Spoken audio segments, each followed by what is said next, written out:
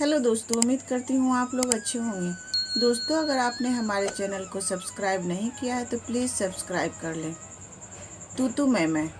एक बार अमर को अपने पड़ोसी से तूतू मैं हो गया। अमर ने पड़ोसी को बहुत भला बुरा कह दिया, पर जब बाद में उसे अपनी गलती का एहसास हुआ तो वह एक शिक्षक के पास गया। अमर ने सारी बात शिक्षक को बताई और अमर ने शिक्षक से कहा कि मुझे अपने शब्द वापस लेने का उपाय बताइए। शिक्षक ने अमर से कहा, तुम खूब सारा रुई इकट्ठा कर लो और उन्हें शहर के बीचों बीच जाकर रख दो।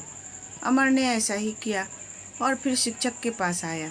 तब शिक्षक ने कहा, अब जाओ और उन रुइयों को इकट्ठा करके वापस ले आओ। अमर वापस गया, पर तब तक सारा रुई हवा में इधर उधर उड़ चुका था और तब अमर खाली हाथ शिक्षक के पास पहुंचा।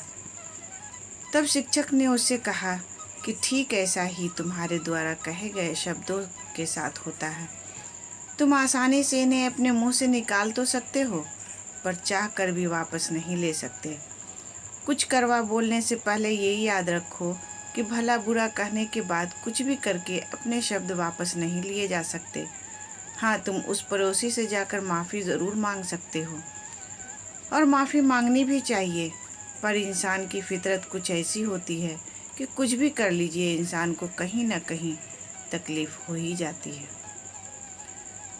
तो दोस्तों, उम्मीद करती हूँ ये कहानी आपको पसंद आई होगी। इस कहानी पर आपकी क्या राय है, हमें कमेंट करके ज़रूर बताएं। कहानी पसंद आई हो तो लाइक और शेयर करना बिल्कुल भी न भूलें। चैनल पर नए हो तो चैनल को सब्सक्राइब ज़रूर करें।